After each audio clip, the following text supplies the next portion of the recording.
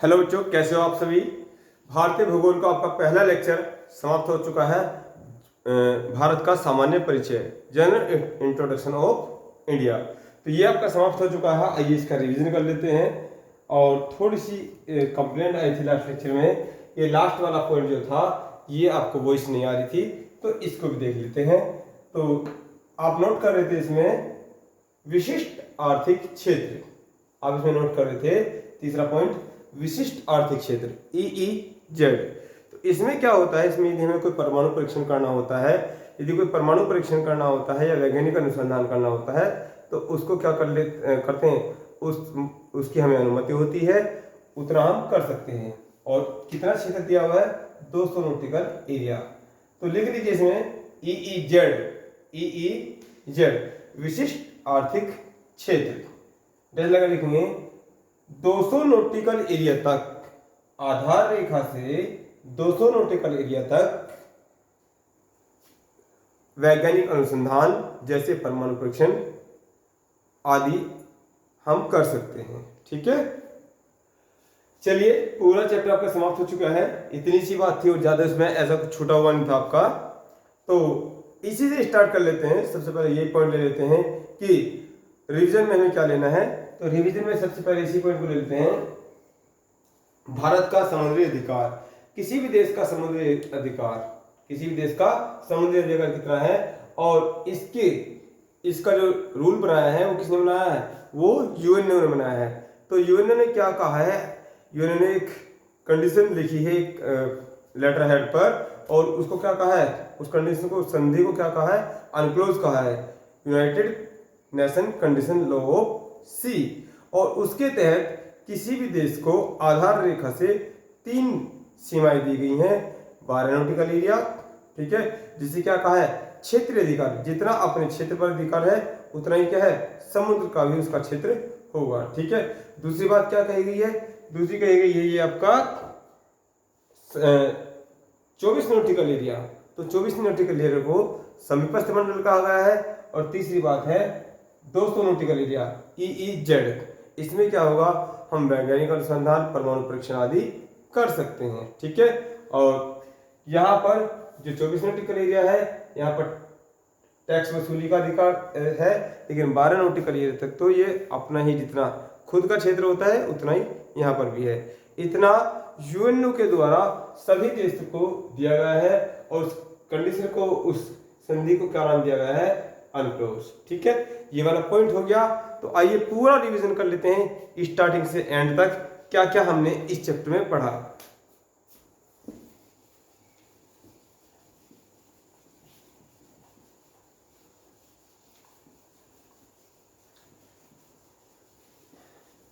सबसे पहले क्या किया हमने, इंट्रोडक्शन किया। क्या किया, जर्नल इंट्रोडक्शन किया, किसका, भारत का, journal introduction of India.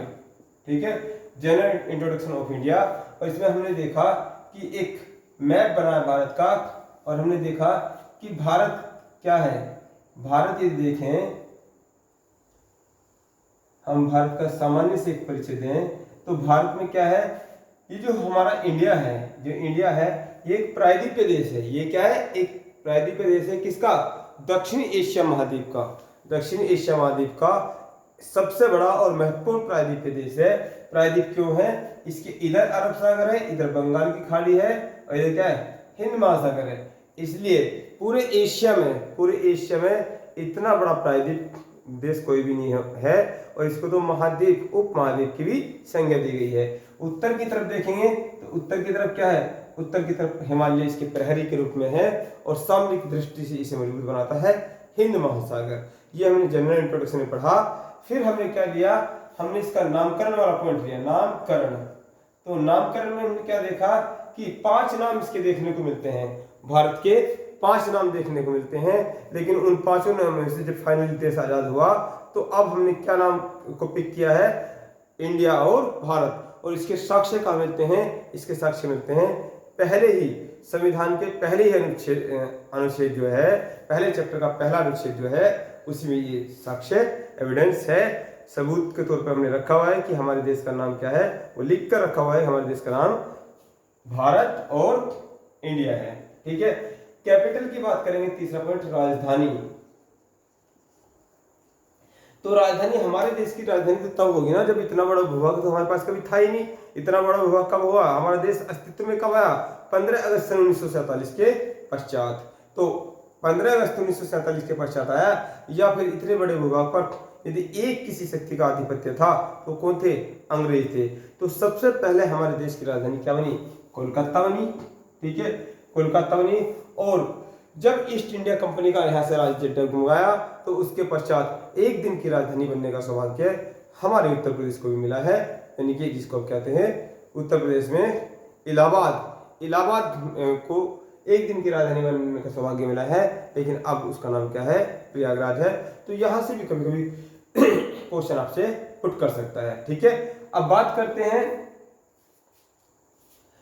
Delhi को राजधानी कब बनाया गया, तो 1911 में जॉर्ज पंचम उनकी जो वाइफ थी विलियम मैरी के आगमन पर। और इसका डिजाइनिंग का कार्य किसको दिया गया, एडविन लुटियन को इसका आर्किटेक्चर कहा जाता है। दिल्ली की जितनी भी सरकारी इमारतें हैं वो सब एडविन लुटियन ने ही बनाई है।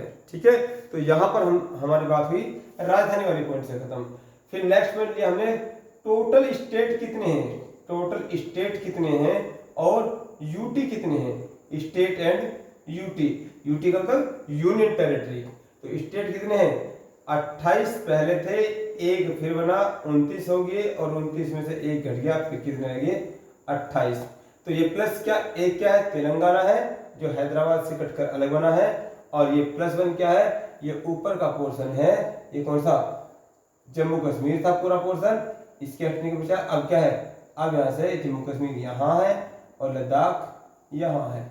ये पूरा पोर्शन किसका है, लद्दाख का है। और ये किस आर्टिकल के तहत बनाया गया, ये बनाया गया इसका जो रूल्स है, रीऑर्गेनाइज एक्ट। क्या है, रीऑर्गेनाइज एक्ट के तहत इसको जम्मू कश्मीर को 2 केंद्र शासित प्रदेश में बनाया गया 31 अक्टूबर सन 2019 को। ठीक है, अब यदि अगला पॉइंट की बात करेंगे हम, उसके बाद क्या आता है, यहीं पर यूनियन टेरिटरी कितने हैं, तो यूनियन टेरिटरी कितने हैं, ये हैं आपके 7 + 2 = 8। तो 7 + 2 तो क्या होता है, 9 होता है। हाँ, 7 थे पहले और 2 ये हो गए कितने, 9। लेकिन क्या हुआ, दादर नगर हवेली दमन दीव को भी एक कर दिया गया, इसलिए टोटल कितने हैं, 8 हैं। तो इस प्रकार से केंद्र शासित प्रदेश कितने हैं, 8 हैं। एक और महत्वपूर्ण बात है क्या, वो ये है कि ये जो हमारा पुदुचेरी है, जो हमारा पुदुचेरी है वो तमिलनाडु, वो तुम्हारा तमिलनाडु, आंध्र प्रदेश और ये तुम्हारा केरल। ठीक है, यहाँ पर 4 जिले हैं इसके, कितने हैं, 4 जिलों से मिलाकर एक यूनियन टेरिटरी बना है। कौन सा, वो है आपका पुदुचेरी। 2 यूनियन टेरिटरी हमारे यहाँ भी हैं, कहां पर, अरब सागर में और बंगाल की खाड़ी की तरफ। तो यहाँ पर लक्षद्वीप के नाम से है और यहाँ पर अंडमान निकोबार द्वीप समूह के नाम से है। तो ये टोटल क्या है, टोटल 1 2 3 4 पॉइंट पर हमने चर्चा कर ली। इसके बाद यदि हमारा कोई पॉइंट आता है तो क्या पॉइंट था इसके बाद हमारा, यदि संपूर्ण पृथ्वी के परिप्रेक्ष्य में देखें तो क्या लोकेशन है, क्या स्थिति है भारत की, वो वाला पॉइंट आता है। तो यदि हम पॉइंट की बात करेंगे, इसको यहां बना लेते हैं और फिर समझते हैं। ठीक है, तो यहां पर संपूर्ण पृथ्वी पर संपूर्ण पृथ्वी पर ये क्या है, ये 0 डिग्री है और ये क्या है, ये 6 डिग्री 4 मिनट है और ये 8 डिग्री 4 मिनट है और ये 37 डिग्री 6 मिनट है। तो ये है भारत की स्थिति, मूल भारत की। और यदि द्वीपों को भी लगाए, अंडमान निकोबार द्वीप समूह 6 डिग्री 4 मिनट पर इसका सबसे लास्ट पॉइंट आता है, कौन सा, इंदिरा पॉइंट। तो संपूर्ण पृथ्वी पर अक्षांश रेखाओं के मध्य तो भारत की स्थिति ये है और ये 0 डिग्री है। सारा पोर्शन कहाँ है, ये उत्तरी गोलार्ध में है, तो ये सब क्या है, एन है, नॉर्थ में है। यदि देशांतर रेखाओं के मध्य देखें तो ये स्थिति है, ये क्या है, ये स्थिति है, ये 68.6वीं देशांतर रेखा है और ये 97.9 0.25V देशांतर रेखा है और दोनों का है 0 डिग्री यहाँ है, 0 डिग्री यहाँ है और ये क्या है, ये पूरा का पूरा ईस्ट में है। तो ये वाला पोर्शन भी क्या है, ये वाला पोर्शन भी 68.6V देशांतर रेखा है, कितना, ईस्ट वाली, और ये भी ईस्ट वाली है। यदि भारत के हिसाब से देखें तो मानक समय रेखा क्या है, ये इसके बीच में 82.5 देशांतर रेखा को भारत की मानक समय रेखा कहा गया है। और इस रेखा से, इस रेखा को क्या कहते हैं, जीएमटी रेखा, जीएमटी रेखा। तो जीएमटी रेखा से भारत का समय 5.5 घंटे आगे है, कितना, 5.5 घंटे आगे है। और उत्तर प्रदेश में ये 82.5वीं रेखा ये इलाहाबाद में नैनी नामक गांव से होकर, नैनी नामक क्षेत्र से होकर गुजरती है। ठीक है, तो ये बात रही किसमें, यदि हम इसका, ये पॉइंट था आपका भारत की स्थिति और विस्तार। ये पॉइंट क्या था, ये तुम्हारा चौथे नंबर का, ये 5वें नंबर का, स्थिति और विस्तार, स्थिति और विस्तार से संबंधित बात थी, स्थिति और विस्तार से संबंधित बात। अगला पॉइंट आता है आपका दूरस्थ बिंदु, अगला पॉइंट आता है दूरस्थ बिंदु। तो दूरस्थ बिंदु क्या क्या है, दूरस्थ बिंदु क्या है, 1 2, ठीक है, क्रॉस बनाया, ये ईस्ट, ये क्या है वेस्ट, ये नॉर्थ, ये साउथ। तो ईस्ट में कहां है,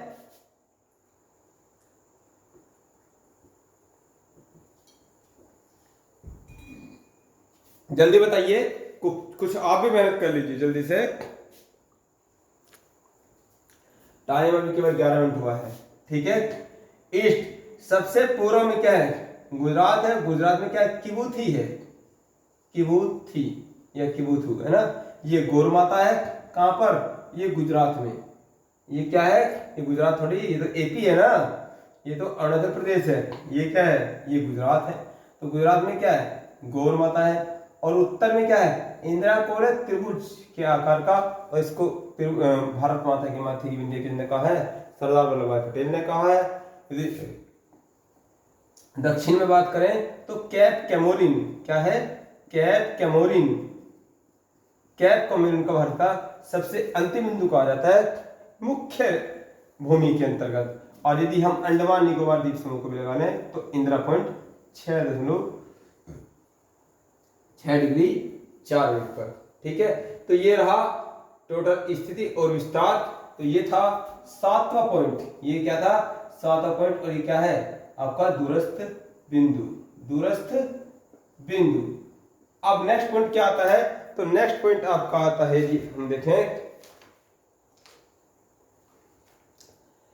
कर्क रेखा के परिप्रेक्ष्य में, कर्क रेखा के परिप्रेक्ष्य में। तो कर्क रेखा तो भारत के क्या है, बीचों बीच से गुजरती है, कर्क रेखा भारत के बीचों बीच से गुजरती है। कर्क रेखा भाई भारत के मध्य से गुजरती है, कर्क रेखा भारत के मध्य से तो गुजर रही है।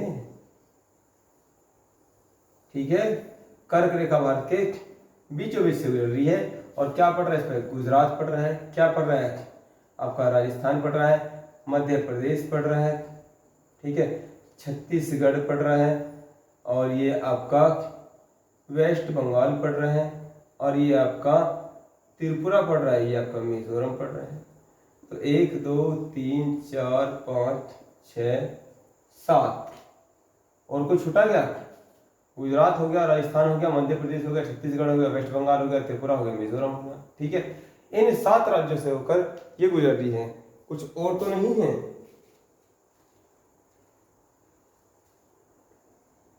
गुजरात है, राजस्थान है, मध्य प्रदेश है, छत्तीसगढ़ है, एक ये ऊपर का बिहार वाला पोर्शन और है, ये बिहार से कटके एक आपका झारखंड और आ रहा है, बिहार से कटके झारखंड और आ रहा है। ठीक है, और कोई बात हो तो बताइए। अगला पॉइंट क्या आता है, अगला पॉइंट आपका आता है इसमें कर्क रेखा के परिप्रेक्ष्य में देख लिया, समुद्री सीमा को भी देख लिया। अगला पॉइंट आता है तटीय राज्य कौन कौन से हैं, भारत के तटीय राज्य कौन कौन से हैं।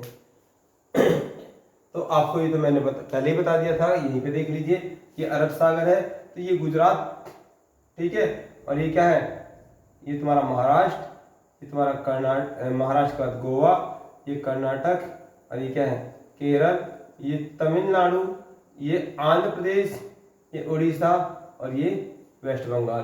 तो टोटल 5 इधर है, 4 इधर है, 9, बात खत्म।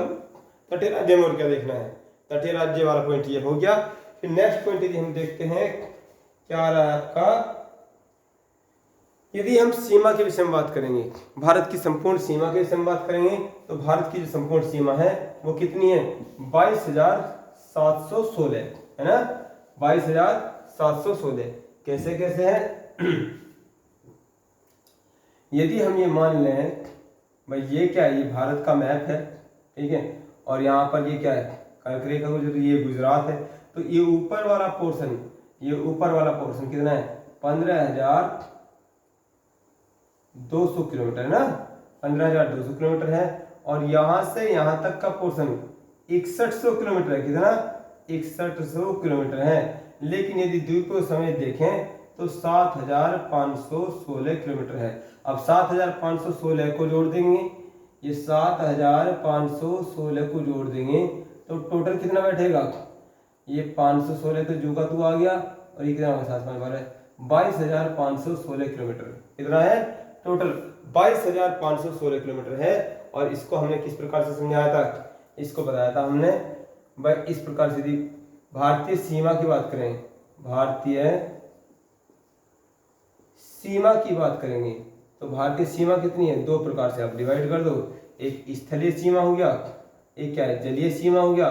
स्थलीय सीमा ये है टोटल, जलीय सीमा 2 प्रकार से डिवाइड कर सकते हो, एक क्या है मूल भारत यानी कि 8 डिग्री 4 मिनट तक, और एक है द्वीपों समेत यानी कि 6 डिग्री 4 मिनट तक, ठीक है। ये हो गया टोटल सीमा वाला पॉइंट हो गया। और नेक्स्ट यदि हम बात करते हैं आपका जो पड़ोसी देश है, नेक्स्ट टॉपिक आ रहा है पड़ोसी देश। तो पड़ोसी देश कौन कौन से हैं, तो मुख्य रूप से मैंने आपको बताया था पड़ोसी देशों में आपको ज्यादा नहीं फंसना है, बस क्या है आपको जो हमारे कट्टर हमसे दुश्मन नहीं रख रहे हैं आपको उन्हें ध्यान रख लेना है। बाकी तो ऐसी कोई विशेष बात नहीं है, लेकिन चर्चा सभी की कर देंगे, कोई दिक्कत नहीं है, चर्चा सभी की हो जाएगी।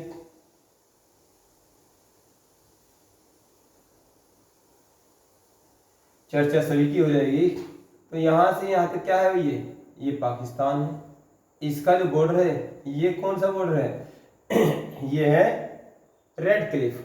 फिर 106 किलोमीटर का बॉर्डर किसके साथ बन रहा है, ये अफगानिस्तान के साथ बन रहा है, फिर चाइना के साथ बन रहा है, फिर क्या है ये तुम्हारा ये नेपाल के साथ बन रहा है, ये भूटान के साथ बन रहा है, और ये क्या है ये तुम्हारा म्यांमार के साथ बन रहा है। ये बॉर्डर बांग्लादेश के साथ बन रहा है, ये बॉर्डर बांग्लादेश के साथ बन रहा है। जलीय सीमा में बात करेंगे तो इधर मालदीव है, इधर कौन है आपका ये श्रीलंका है सिलोन द्वीप पर। सबसे बड़ी जो सीमा रेखा है वो 4,096 किलोमीटर यहाँ पर है बांग्लादेश के साथ, और सबसे छोटी अफगानिस्तान के साथ है।